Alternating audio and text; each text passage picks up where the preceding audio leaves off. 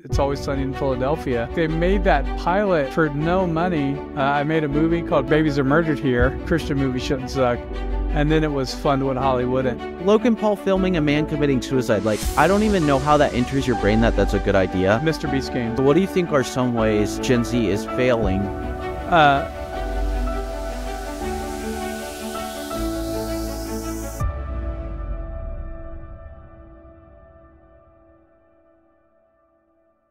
What if I told you that you could choose what movie, what show got greenlit and made? Hollywood doesn't listen to you anymore, and it's become blatantly obvious in the last couple years. They don't care what you think, and only a few people in the ivory tower give a project the go-ahead. Some of these are massive hits, and some are not. The new anime spin-off of The Lord of the Rings released on December 13th and is already being announced to be going on digital streaming after a huge theatrical flop. Don't believe me? The budget for this film was $30 million and only made $15 million opening weekend. One review put the film this way, quote, "It was everything I feared and didn't want it to be. As an anime fan, I had high hopes that the movie would be able to resurge the qualities that made the Lord of the Rings series the masterpiece that it is. Without the enormous budget costs, this movie should have allowed the producers/directors to revive the visual wonders and themes that made us want to watch Middle-earth time and time again. Sadly, this was not the case. The plot drew on quite possibly the most boring, predictable theme possible. Utterly boring with no scale, grittiness, and dominance shown in the Lord of the Rings movies. We all remembered watching Wormtongue shed a tear in disbelief as he first gazes upon the massed formations of the Uruk-hai hordes at Isengard. That's what sells the movies. I at least expected, by having the beauty of anime, that we would have something on par with Castlevania in being able to show gore and violence. But no, not even a smidge. Some of the animation of the village hall and even the siege tower was good though. The female archetype of the protagonist trying to prove her worth in a male-dominant society is something that we see constantly in modern-day cinema, and this too followed that desperate narrative. Don't even get me started at the bit where she puts on the wedding dress to go into battle. Am I watching a Disney movie or something? 1.5 out of 10 movie. I just wanted it to end so I could go to McDonald's. End quote. There you have it. Personally, I do not like anime at all. I agree with Matt Walsh, who stated that anime is satanic. I stated that from my vantage point, anime is satanic. But this reviewer liked anime, and even with liking anime, he still hated the movie. But now, what if I told you that you could actually fund and help greenlight movies and shows that you actually wanted to see? And that is where my guest today, Marcus Pittman, comes in. Marcus Pittman is the CEO and co-founder of LOOR.tv. LOOR TV is a company that, quote, funds filmmakers' freedom. On LOOR, the audience decides what they want to fund and see. LOOR has implemented a subscription-based model where you, the audience, choose what creator and what show or movie your subscription dollars go to. In today's episode of Creator Corner, me and Marcus Pittman will be discussing LOOR, its founding, how it works, how people can get involved, as well as indie filmmaking and the future of film, whether independent or Hollywood in general. So please welcome Marcus Pittman, the CEO and co-founder of LOOR.tv, to this episode of Creator Corner.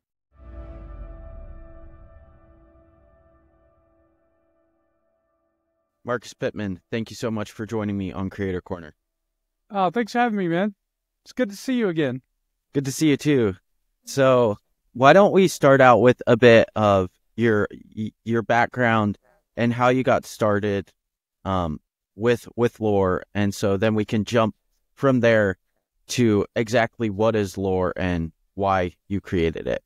Yeah, so I mean, it's kind of been a long process going back several years, but I made a movie called Babies Are Still Murdered Here, or Babies Are Murdered Here, and that just sort of really changed the whole pro-life industry in terms of the language and the words they use when they're doing abortion clinic ministry outside on the sidewalk. And it was just a cheap low budget $5,000 film, but it led to a lot of other great stuff, including me going to help build Apologia Studios, and that launched in Abortion Now and that sort of stuff. And we built that YouTube studio up to about 250,000 subscribers, I think.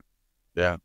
And before I left, I got a job kind of by accident. I got a job as head of advertising for the agency that did all of PureFlix's marketing spend. Oh, wow.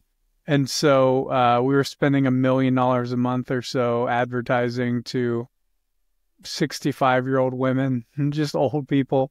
And I just thought, we got to make movies for younger people. And so I did that for about a year, learned pretty much all I could. And then went and made a movie called Babies Are Still Murdered Here, which was a sequel to the first movie. Spent a whole year working on that movie. We put it on Amazon Prime. We launched it on Amazon Prime. And then the Amazon Prime deleted the film. And so at that point, I was like, all right, well, we have a real funding and distribution problem within Christian movies, because on the distribution side, all we have is, Hallmark rom-com with Christian messages in it. And then on the funding side, even when it was on Amazon Prime, it was doing well. We were only getting maybe 5 cents for every 1,000 views or something ridiculous like that. So we weren't getting any sort of significant check or anything like that. So that was, an issue. And so I thought, well, what would happen if we just put funding and distribution together and made content that focused on younger audiences? And that's really where LOOR got started. Okay. So you started out with Apologia, and then that's when you realized we needed content for younger generations and younger audiences. So is that kind of the main mission for LOOR, or what exactly is the tagline or slogan of LOOR? Yeah, well, we're about to do a whole rebranding thing. But originally it was basically just fund what Holly wouldn't. That was the original tagline. Originally, when we first started, it was Christian movies shouldn't suck, and then it was fund what Holly wouldn't. As we realized that, I think the Christian audience doesn't really know what they want when it comes to movies and TV shows. They think they do, but when you give them what they really want, they usually find a reason to complain about it or debate it, as if it's a sermon or a theological treatise. So the strategy now is how do we go after just a broader young male conservative audience, that Gen Z sort of shift we're seeing. And that's really where we're trying to go, what we're trying to do. We just really want to radicalize the independent filmmakers, and we want to give them all the tools and resources that they need to make a movie, to fund it, and then to get it seen by people. And whether that's a movie, a TV show, or an animated cartoon, or whether it's science fiction or horror or skateboarding, sketch comedy, or whatever that is. I don't think the Christian genre, as it's come to be defined and highly marketed as, is I think it's severely limiting to Christian and conservative filmmakers. And most of them don't want to make that nonsense. They want to do something that kind of pushes boundaries in one way or the other, while still, holding on to their faith and creative freedom. So I know LOOR is founded by you and Jason Farley. Mm-hmm. And what was the idea for LOOR, because it's based, as well as you and Jason Farley are based in Moscow, Idaho, did the idea for LOOR come before you relocated from Arizona? Because Apologia Studios is down here. Yes. Did your idea come to you before moving to Moscow, or did you get there and then realize, this is what I want to do, this is what I want to start? Yeah, the first year we were working on LOOR, really just, we would just do a brainstorming session every day, like for an hour a day, 5 days a week. Me and Jason and our original founders, Nathaniel and John Speed, we would just hop on a meeting and just discuss what LOOR is, how the economy of loot would work, how microtransactions would be prominent on the platform, and basically just brainstormed what LOOR is, the vision, future, mission of it for months. And then once we got everything solidified enough that we could get our first investor, me and my wife moved to Moscow, one, because Jason was closer, and also because there's just a lot of really solid business people in the town they get advice and lean on. And Apologia was a much younger, newer church, so there wasn't a lot of leadership in the church that had as much business experience as in Moscow. And I thought, if I'm going to do it, I need to move to where there's some brilliant business-minded folks that can kind of give me advice when I ask and stuff like that without having to pay a massive consultation fee. Yeah. It's one of the benefits of being in a church. So yeah, we moved there, and it's been great. Yeah, we moved at October of 2020, right during the height of the COVID madness down here anyway. Yeah. So you mentioned loot, and I've looked at LOOR's website and seen how the system works. But for those who don't know, how exactly does LOOR's system work? Because it's a subscription-based model, but then you have this loot, and you invest in a TV show or a short film or a movie. So how does exactly that system work? Yeah. Oh, I think it's easier to explain how every streaming service works. So every streaming service, the way it works is about 50 to 60% of your monthly subscription goes to Hollywood executives who spend that money on content for the platform. So the more subscribers you have, the bigger their production budgets, the more money they have to spend on content, that sort of thing. That's how every major streaming platform functions as a model. The way LOOR works is that 50 to 60% of your money, instead of it going to us to decide what kind of content goes on the platform, the subscriber gets to allocate that money in what we call loot. Every week you get loot. That's a percentage of your monthly subscription, and you can spend that loot on the artists and the projects that the artists want to make directly. So the audience is actually the executive who's greenlighting and funding projects.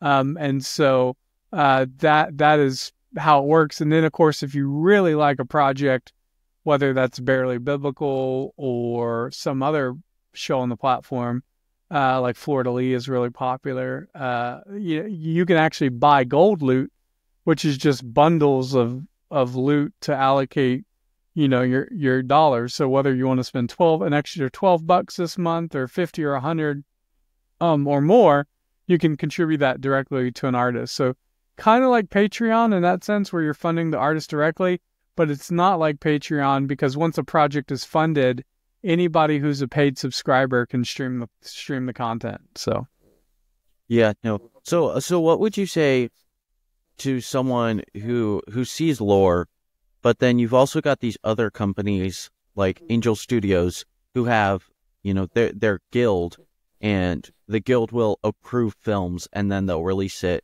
in, a theatrical release. Yeah. What would you say to people who are like, well, that's kind of just like Angel Studios, where the paid subscribers not necessarily fund the project, but maybe fund it in a way by, giving monthly dollars to Angel Studios, and they take that and make it. But what would you say to those people that they're like, oh, well, it's just kind of like Angel Studios, where you have paid subscribers too, and they greenlight projects and, get to decide what's get created? Yeah, I would say that a lot of Angel's crowdfunding is done through what's called Reg CF investment. So when you donate to a project, when you donate to a project with Angel, you're actually you become an investor financially in that project. And so there's a lot of SEC oversight, a lot of regulatory paperwork, and a nightmare trail. And also it's confusing and complicated to do that.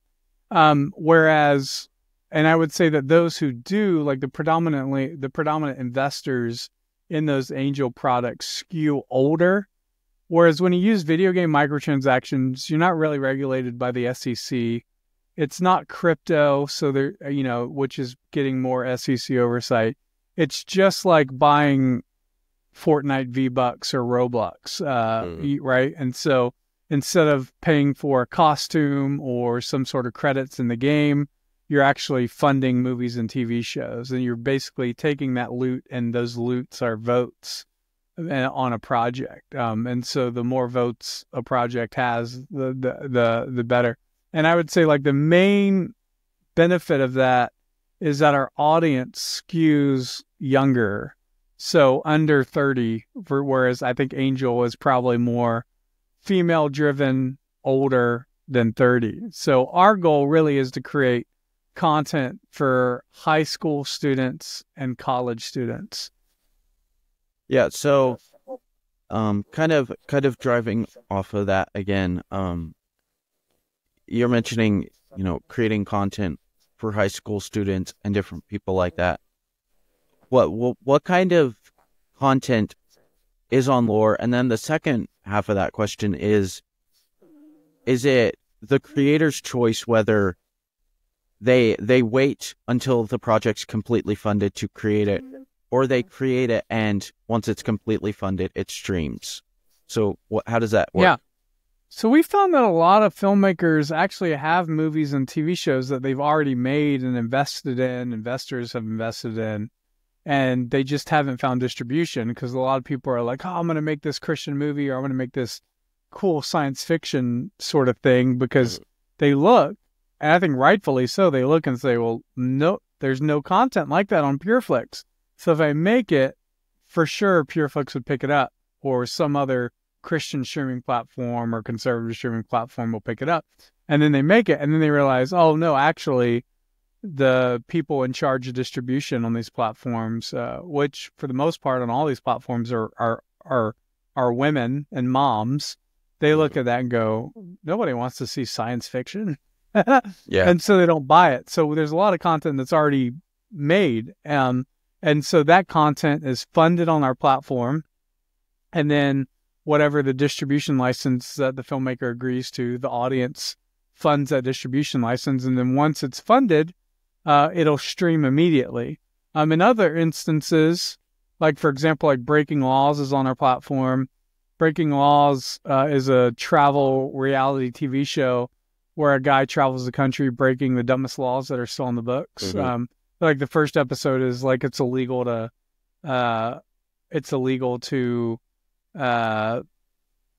loan a vacuum cleaner to your neighbor. And so that's the first episode is based on Colorado and that in that instance the show was funded. We wrote the check, and then for 3 months later the show got delivered. And then once it delivered, we had a big premiere date and everybody watched it, and now you can decide to fund the second episode. So all of that is completely feasible, whether you want to make a movie and have it go into production, it's just an idea, or if you have something that's already just sitting around, that's, a lot of instances, there's a lot of great content on YouTube that has like 5 views because it just never got picked up by the algorithm, and like a lot of work went into that content, and it's really good. And so that's the kind of content, we search for. We are active talent scouts. Like we consider ourselves the talent scouts of the film industry. There's not a lot of those anymore. Everything is really based off of who are the big name people that we can get that's already well known, but there's not a lot of work going into building what I call, high school or varsity sports, and taking those young talent and making them great. And that's really what we want to do, is we want to take young talent, give them a shot, and then have it turn out to be, the next Rick and Morty or The Simpsons or something, crazy from some unknown guy that would have never gotten a chance. So when they sign on this distribution agreement, is there specific rules that you can't distribute it elsewhere until, 6 months or a year is over on LOOR? Because I believe the documentary Gothics is streaming on LOOR, but I believe it's also streaming on Prime. So how does that work? Yeah, so Gothics premiered first on LOOR, and then we negotiated the exclusive time period with them. But the standard is for us is if a project funds on LOOR, we get a 2-year exclusive, and then after that, it's non-exclusive after that. So basically, the artists can get their projects funded and made, and in exchange for us providing the ability for the content to get made, we get a 2-year exclusive on it. And but it's only on the streaming. So the artists, and this is really important to us, the artist still owns all their IP. They own the characters. They own all the content. So our goal is really to give filmmakers a head start, and not to basically find young filmmakers and then own them for the rest of their life like Hollywood does. Mm-hmm. We just want to get them out there, get them promoted, and that sort of thing. And that's something you don't really see a lot in Hollywood, because Hollywood is sort of slavery. Yeah. once you sign that contract. Yeah. So if people want to get involved with funding on LOOR, distributing on LOOR, how exactly do they go about that?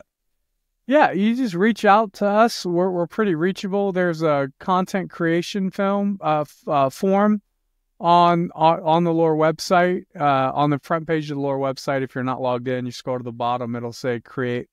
And then you can submit a basic form that explains your project. And then one of our content people will get back to you on that. And so it's pretty simple. The main thing we're looking for really, besides whether or not it's a good idea, is whether or not you have the capability to actually produce and create the content. Because we don't want, somebody to come in, take the money, and then just run off, right? Yeah. And not give the subscribers what they paid for. So our main focus is just that you have some experience delivering content or a project, and that doesn't have to be like a major movie through a theatrical deal. It could just be that you've been consistently making content on YouTube for a while and have a library that shows that you know how to make content. And so so there's a lot there's a lot of vetting that goes into that, but for the most part, we just really want really crazy ideas that no one has the guts to make. Yeah. And so I kind of want to dive off of what LOOR's doing and go in to the aspect of indie filmmaking, because it appears that indie filmmaking is very big right now. And so what are your thoughts on indie filmmaking and the future of filmmaking? Because with the rise of AI and all of this other stuff, things are shifting, in real time as we speak. So what are your thoughts on indie filmmaking and how film will change in the future? Yeah. So I think, first off, I think indie filmmaking is really critical to sustaining the Hollywood economy as a whole. You can't have, let's say, you can't have the NFL without NCAA college football, right? Mm-hmm. Like, they need each other to exist. And the main reason is for talent. The lifespan of a football player is not always very long, maybe 10 years at most. And then after that, what do? You have to find new talent, right? And so the way the NFL works is obviously they have talent scouts that go to college games. You know, they have their combine where people train. They have the NFL has a draft, but it's always going after newer, younger players who are doing really well in the college leagues. And so what's happened with streaming is we've kind of just gotten rid of the whole indie film space, which you would think it would be the opposite of that. You would think that, you know, with streaming, because they need a lot of content at a low budget, they'd be pouring tremendous efforts into indie content. But it's actually not the case. They're actually spending millions and millions of dollars going after Hollywood and theater actors, right? That are already well known. By theater actor, I mean actors who've made it on the big screen and done huge box office stuff. And then meanwhile, the indie stuff is just kind of just disappears, goes along the wayside, and that sort of thing. And so, what I think is like really important when you talk about indie is like creating those talent scouts, creating those guys that can look at look at things that are happening in the world and get behind it and predict it. You can't predict a hit. Like if you gave me a movie, if you gave me a movie idea and I go, man, I really like that idea, I can't guarantee it's how much money it's going to make, whether it's going to be a worldwide phenomenon. You know, I think, you know, like Squid Game is like a massive worldwide phenomenon, but it was like they didn't know it was going to be. It just kind of happened. So I think what you can do is you can sort of use indie underground subcultures and sort of see where things are, what's being talked about in the underground scenes. And from there you can say, I think in 4 to 5 years, these things, these ideas, these kind of projects are going to be really huge.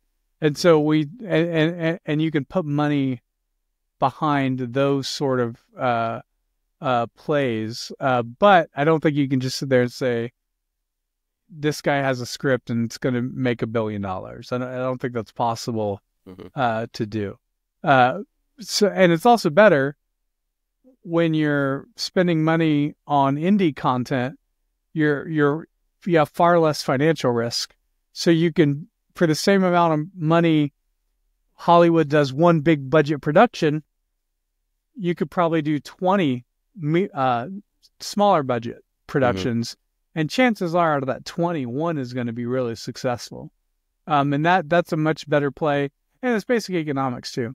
Now, the other part of your question was about AI and where that's going to come in. And I think it's going to be a powerful tool for independent filmmakers. I'm really excited about it. It is a tool. I don't think AI is ever going to rival storytelling of humans, because I think the ultimate what makes a good story is whether or not the creator of that story has actually lived it. Right? You know, they say if you want to be a writer, just go and travel the world for a year and get experiences, take notes on what happened in your life during that year and that sort of thing. I don't know if AI is ever going to do that. And I don't think AI making the movie, it's going to be very soon. It's not going to be long, where you're going to like write a prompt and you're going to say, hey, make a movie about our family trying to find Santa on Christmas. And you're going to make that prompt, and AI is going to make a full feature-length movie in 5 minutes with your family as characters and this story. And that'll be really fun in the same way like a board game is fun.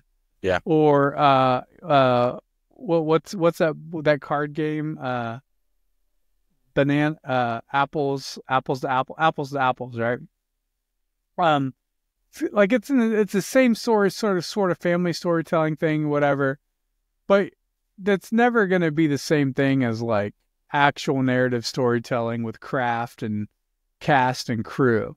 But what I think AI can be a huge help to a lot of indie filmmakers who need, whether it's background artwork for animation or whether you need just a quick music for something, whether it's background music or, like there's a TV on and I need the ambience of the TV on.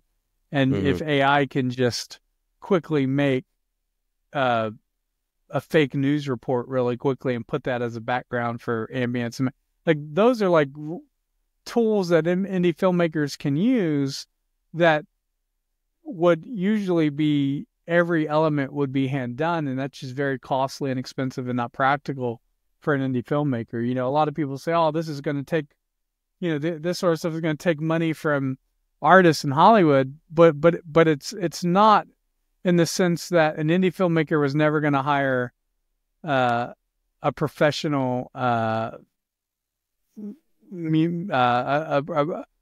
professional Foley artist anyway. Like indie filmmakers, like the last thing they focus on is sound and audio, which isn't necessarily good, but Foley is like at the very end of that, right? So, so any way you can use AI to generate elements of your film that help make it better and more watchable, I think is really important. And that's going to be really beneficial. So I don't see AI as a threat. Well, it is a threat if you're not talented and you charge too much, right? Like that's really where the shift is going to be, because I think it's going to pop the bubble on how much a movie costs to make nowadays, and that's a good thing. It just, in any economic situation, whenever you have something that's disruptive, that disrupts prices, high prices, and reduces prices, it's just good for everybody.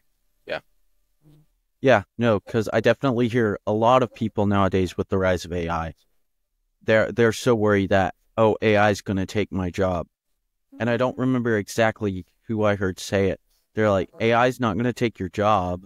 It's just going to become an asset, instead of you're a writer and then AI comes along. It's not going to become the writer and you're going to become nothing. It's rather going to be another tool in your tool belt that you're going to be able to use. Right. So we've talked about a lot about Gen Z, and you've talked a lot about Gen Z and the kind of power and say in today's culture. So what do you think are some ways that, whether it's in film or media or whatever, Gen Z is failing and succeeding today with the amount of power that they have? Well, I don't know if I would say Gen Z is failing. I think the older generations that came before them have failed to respect them and to build things for them. So a lot of, we hear like about boomer mentality, boomer mind, that sort of thing. I think there's absolutely a lot of truth to that, because ultimately the boomer mentality on the worst end of it is this is every boomer, but this is, part of one of the failures of the boomer generation is they just don't leave inheritances for younger people. And when I don't mean that they don't write a check when they die or leave money for them. They do. They leave the house. They leave money for them. But what they haven't done is they haven't built things that are multi-generational. So it ends with boomers, right? So a vast majority of all boomer money, all boomer capital is going to be given to the generation that comes after them, and it'll be the greatest transfer of power from one generation to the next. But most of that will be just cash, but it won't be institutions. It won't be institutional inheritance. Mm-hmm. And so I think, like, when I look at, like, for example, when we're trying to, raise capital, we're speaking to an investor for LOOR, and we're talking to this is a true story. I was talking to a guy, and he said that he was too old to invest in anything anymore, because he won't live long enough to see the return. So now he just does a bunch of charity sort of stuff. And I said to him, I was like, well, why don't you, like, invest in something that will last for your grandchildren? And he's like, I don't have any grandkids, and, that's really sad. For real, that's really sad. But I think it also shows that, there is this mentality among the boomer generation of, I'm going to sell my house. I'm going to sell everything I have. Mm-hmm. And then I'm just going to go and live on a cruise ship for the rest of my life. And then if there's anything left over, I'll just give it to my kids. Yeah. And that's a completely different mentality than saying, I'm going to build a company as big as Apple Computers, and I'm going to make sure that my great-great-grandchildren are running that company well after I'm gone. Like, that's a way bigger inheritance for your kids than a check, especially when you haven't even trained your children how to spend that money, and they go all prodigal son with the money and waste it all. So what I want for LOOR is I want it to be a vehicle that Gen Z can create stories that they can pass on to their great grandkids, so that 20 or 30 years from now, people are still watching LOOR content that their grandfather made. Yeah. Right. That might not be 30 years from now, it might be 40 or 50 years from now, but and then how cool would it be if the children's children are then making content on the same platform their father or grandfather did?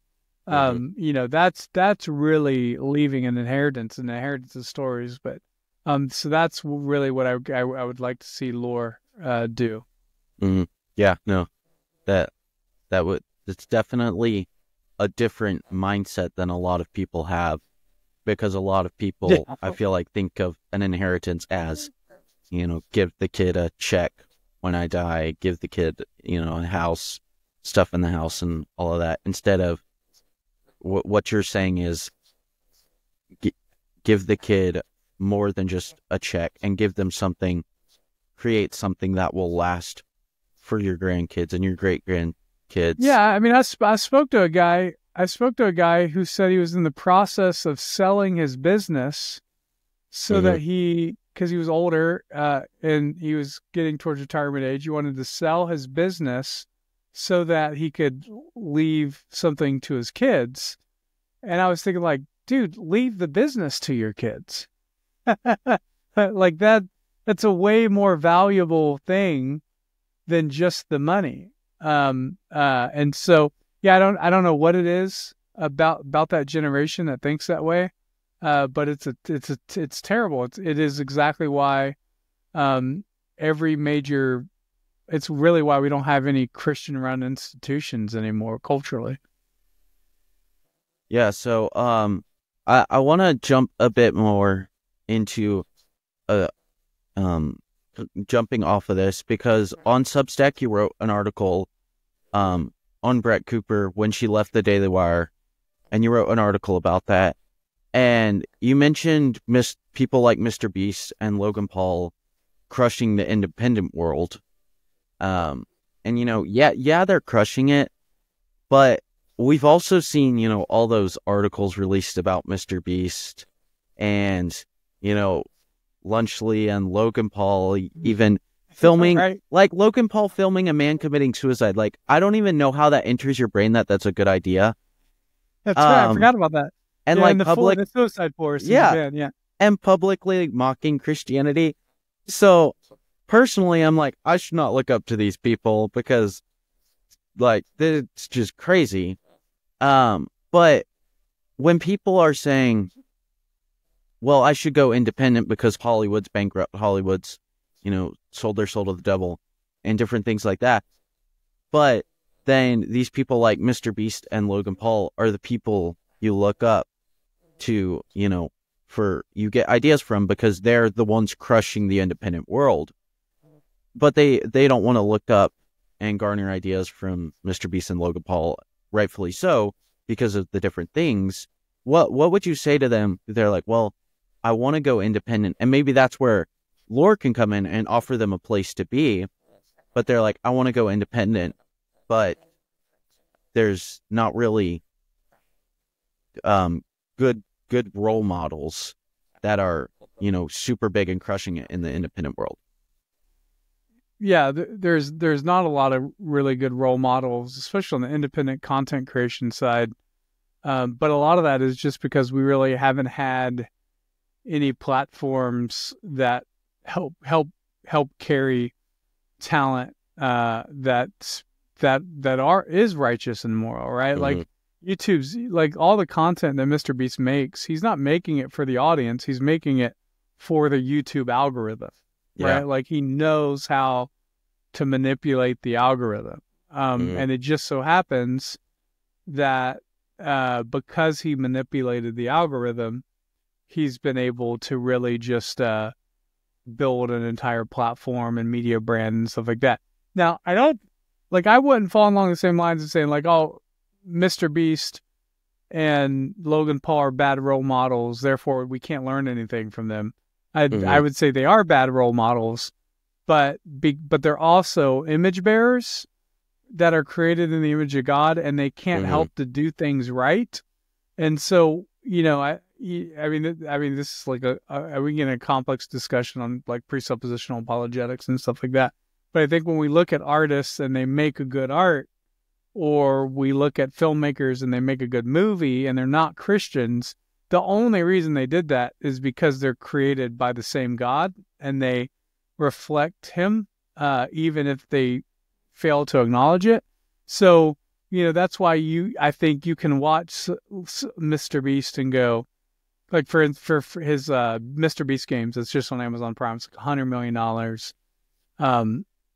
I read the IGN review and I was like, oh, another YouTuber trying to make long form content. This is going to be trash. But like, I'm like second episode in, and I actually think it's a really great show. I actually think it's a really great show. And like, there's a lot of like manipulation and psychology of, like just like in season 2, I was in the second episode we watched, they had one person from 4 teams, who quote couldn't be bribed, right? And if they took the money, they had this clock, and it was just like the money was just rising in the hundreds of thousands of dollars, just rising. And if at any moment one of those 4 members hit the button, they were safe, but like 50 people on their team got immediately eliminated, right? So here you have a guy, he's going to get the money and he's going to get the protection. And the goal is to find somebody who won't be manipulated and motivated by that. That is a really good, well thought out plot point for a reality TV game show that's based in loyalty and greed, right? Like it recognizes sinful aspects of men. And like, like I watch it and I'm like, well, I signed the contract knowing I'm going to be on a reality TV show and it's dog eat dog. And for sure I would take the money. I get safety, right? Like I think as a Christian, I would have no moral qualms about that at all, because, we all signed up to play the football game. You can't be afraid of being injured. And so my approach to that is like radically different. but then you have like, these younger people who are very, very governed by, what do you call it?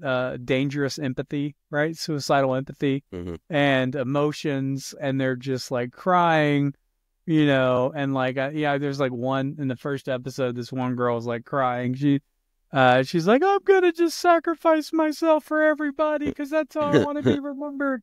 And she took herself out of the game to save her team it's like so stupid. But yeah, so I can look at Mr. Beast games and I can go, there's really cool elements here of Christian storytelling. And that is done by Mr. Beast, who, by the way, Mr. Beast went to a Christian school all the way through, I believe, through high school. He went to, I think it was Greenville Christian Academy or Greensboro, one of them. I'm in North Carolina. So he was brought up in the Christian tradition, faith, and I think a classical school. So he's definitely not that anymore. Yeah. But there's still a lot of foundational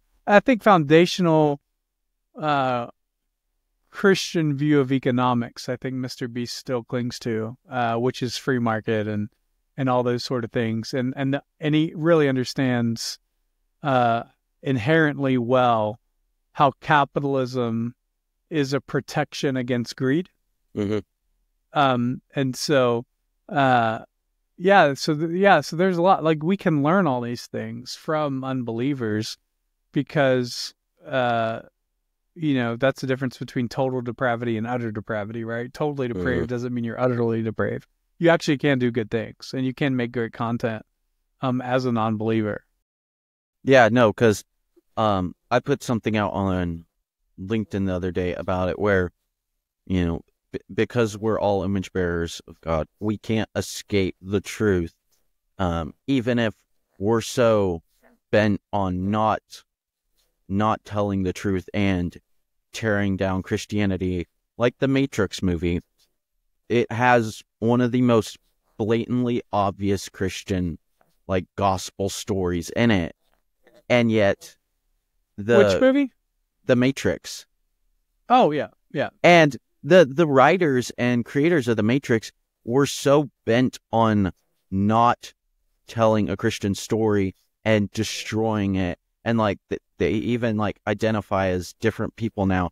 And it's like these people created a movie with a super obvious gospel story in it. And it's like, you just, like, no matter how far you go to try and not tell a true story, like, and escape the truth, it's impossible because we're all made in the image of God, and therefore, it's you can't escape it. It's the same thing with Fargo. The last season of Fargo, brief spoiler, but like it ends on a message of repentance and forgiveness of sins, and I think it like actually ends with a sort of homage to a communion scene. And you're just like, holy God, this is amazing. Like, it's that's amazing. And then there's a bunch of other shows too that because everybody knows what a good story is, and it's all based off of sin and redemption as the two basic premises of any story. Yeah. And so it's you mentioned The Matrix was a good one. I just saw something I can't remember what it was, but I just saw something recently that had really powerful gospel messaging in it. That was incredible. I mean, even if you look at like I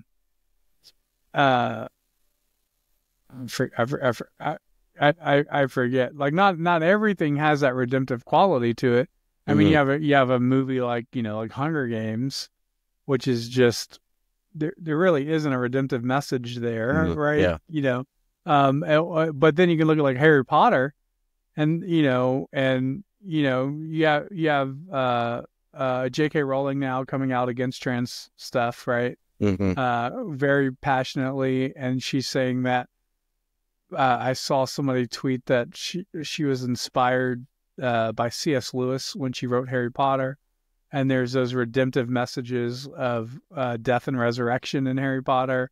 And I remember when Harry Potter, all the movies were coming out, I was kind of in some more fundamental circles that were saying you can't watch Harry Potter because it's witchcraft.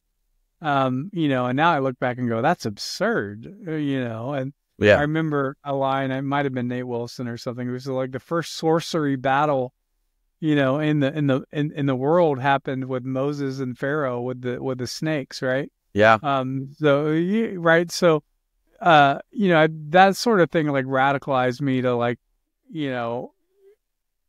let the story speak. And a lot of that's really hard to do, especially in like televised series too, right? Because I was thinking about this the other day, is like, when you think about like Squid Games, it's like, this show is awful. There's no redemption there whatsoever. Yeah. But then like part of me was like, but it is only the first season, right? So you have, it's possible that it could be. I doubt it. Yeah. But I think a lot of times we look at like one season or one episode of this sort of thing. I don't think you would get the Christian messaging just from the. You have to watch the whole Matrix to get the whole full understanding of it, and stuff like that. But right, so I think like a lot of our content, especially long form content, we only get like brief snippets. For an example of that, I guess like Jack Black has a movie that's called like Dear Santa. And it's about a kid who writes a letter to Santa but misspells Santa to Satan. And so Satan comes and like, and I saw a lot of people like watching the trailer and like saying this is anti-Christian, it's Christmas and Satanism. And I watched the trailer and I was like, I don't think Satan's the good guy in this. Yeah. Right? You know what I mean? Like I haven't seen the movie yet. But like if I had to guess, I would guess that the kid is the one that resists Satan and sticks to the true meaning of Christmas at the end. But I think a lot of time we just see Satan as like and we're just like, oh yeah, well this is automatically endorsing of it because it mentions it. And that's ridiculous. And we have to think a lot more critically, especially when we see a trailer or something. Yeah. That's 2 minutes of, that's not giving away the ending. Yeah. But I think we want the ending first before we watch it. And that's stupid. Yeah, no, I saw that came out and a bunch of people were losing their minds, and I'm like, I'm just gonna not say anything about it right now because I haven't seen it. And it's like, so he writes the letter to Satan, not Santa, like so kids don't misspell anything anymore. Like kids are perfect at spelling apparently now. Like people can misspell things a lot. Yeah, I think but like one of the clips in the trailer was like, I'm going to give you 3 wishes, but I'm going to take your soul. And I just think, I'm like, well, I don't think this is going to be a happy ending where Satan is, you could tell from the trailer, Satan's not the good guy in this, so I think we have to think more critically and we have to give artists the freedom to just tell the story over time, and not, they say don't judge a book by its cover. I don't think we should judge a show by its first season. So yeah, like I don't think Squid Games is going to have a redemptive arc. It's going to be, I don't think it's going to happen, but it could. And then when it happens, you get that final season of Squid Game, and there is this amazing redemptive arc. And the bad guys get justice and all. Should that happen, then you have to go and look at the show as a whole, right? Like then you have to go and look at all the seasons as a whole and say, what was the filmmaker trying to do? And but that takes patience and trust on between the audience and the filmmaker. Yeah, because I feel like there's 2 ditches. The one where Christians say, we can't escape the truth. Every story's somehow a picture of the gospel. So therefore, I'm just going to go with the flow and just write whatever I want to write, even if it's not, great and stuff. But then there's the other Christians that are like, I have to do a Christian film. And so like Netflix made like a Mary film or whatever. And they're like, I have to tell, make a movie about David and Mary. I heard Joel Osteen was a consulting producer on that. I don't know if that was a joke or true. I don't know, but it apparently is under a lot of heat at the moment, so I wouldn't be surprised. But the Christians, they're like, well, there's the ones that are like, it's going to be a gospel, it's going to be a picture of the gospel either way, so I'm just going to go with the flow. And then the other ones are like, I'm a Christian, therefore I have to tell a story about David, Joseph, Jesus, and all of this other stuff. And it's like, you want to not fall into either of those ditches because it's not great either way. It's like all the Jesus movies, he's a shampoo model and everything. And so like Dallas Jenkins, who made The Chosen, he just came out with a film of a reiteration of the best Christmas pageant ever. And I haven't seen it, but I've heard it's absolutely amazing and really follows the book. And it's like, you have to navigate these two ditches because you don't want to fall into this one or that one. Yeah. So yeah, I heard about the best Christmas pageant ever. I've heard good things about it. Mm-hmm. So I haven't seen it yet, but I'm looking forward to. Yeah. So while we discussed a bit of, independent versus Hollywood, and then, how LOOR can come in there. Do you think people should go independent, and why or why not? I mean, if you can make a career out of being independent, I think you should remain independent as long as you possibly can. Mm-hmm. I mean, Mr. Beast is still technically independent, Mm-hmm. but I'm sure he's got a lot of investors now and stuff like that. That basically he's not really independent. Yeah, he just owns his stuff still. Mm-hmm. But then you look like he went and did this deal with Amazon Prime for this $100 million show. Well, that's not independent, right? Like that's a major studio production, that sort of thing. Mm-hmm. So I think you should as long as you can. But I also see like being independent as a stepping stone to getting something better. But I think like if we're going to really, we have to come up with a whole pipeline, right? So you start at LOOR, you do your first project, then you do a big movie theater thing. And now like, well, who do you go for with a distributor? Well, you go with Lionsgate or Sony or Universal. Well, these are not Christian companies, right? Mm-hmm. So those are going to come with strings attached.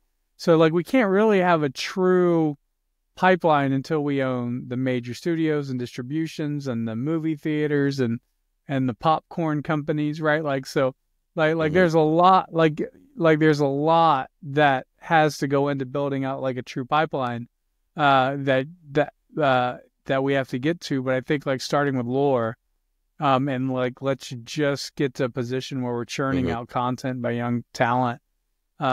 And then those talent go on and do better things. They do bigger things. And then eventually that talent that started on LOOR is able to build out their own studios and distribution companies and all whatever else. But we have to have that first thing, right? So punk rock was started in garages, right? Rebelling against disco music and the manufactured studio nonsense of disco music. Mm-hmm. And then it wasn't until MTV came that suddenly there was like an entire career path from the garage to the underground club scenes into mainstream and filling out stadiums. So we have to have these points of and build that out. Yeah. But ultimately, my hope would be that we create systems where artists can remain independent all their life and do really well and make millions of dollars doing that. Yeah, so I want to jump back a bit for 1 second because you mentioned when people want to get involved and create content and distribute and fund content on LOOR, you're looking for people that have, a bit of a track record, and so we know this person will deliver. What would you say to the person who's like, I have this wonderful idea, this great idea, but I don't have, a portfolio yet, but I have this amazing idea and I need funding for it, and I'm looking to LOOR because you're looking for people that, okay, we know you will deliver, and this person doesn't necessarily have that portfolio. What would you say to that person? Would you say, go Yeah, try? I would say if you have a great idea and you don't have a portfolio, I would say make a trailer, put in some sweat equity, make a trailer, show what the movie's going to look like.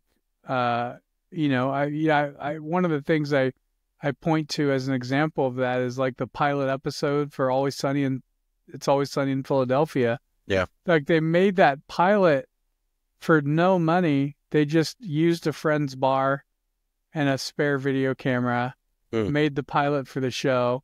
It gets picked up by FX, and it's in its 20th season. It's like The Simpsons. It's just like it just keeps going on, and from there, you got Rob McElhenney, who's a massive star, and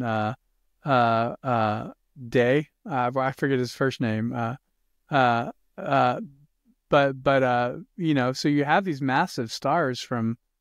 Rob McElhenney owns a football team in England now, right? Like, but it started with a $0 pilot he made with his friends in a bar when it was closed after hours.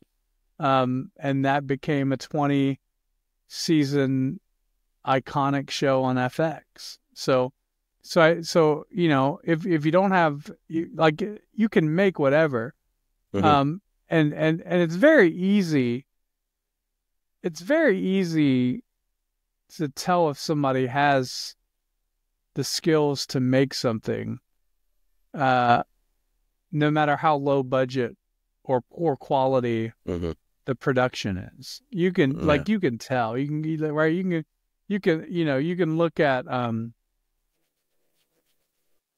I'm trying to think of a practical well, I mean like if you look at like let's say Second City or Upright Citizens Brigade or like some of those improv comedy clubs, I mean the production is absolutely awful, right? Like there's no money. I don't even think the improv comics really get paid, but Saturday Night Live sends scouts there. And then they call in talent for an interview, and the next thing you know, they're on Saturday Night Live, right? Yeah. So you can tell it's not hard, and that's what FX did with this low budget production. They said, "Hey, there's something really here. Let's give it a season order," and they did. The rest is like 20 year history of this TV show on FX. So started from nothing, literally. Yeah. So, as kind of closing, what would you say to the young filmmakers who want to start and want to make short films, movies, shows, do all this stuff? What would you say to them as a piece of advice? I would just say start making stuff. Don't wait around for a check. That's like the worst thing you could do is just wait around for a check, because that's not going to happen. You have to work, you have to prove yourself, you have to show that you can do stuff, and you need the experience. That's the most important thing. You don't need experience on a massive multi-million-dollar Hollywood production.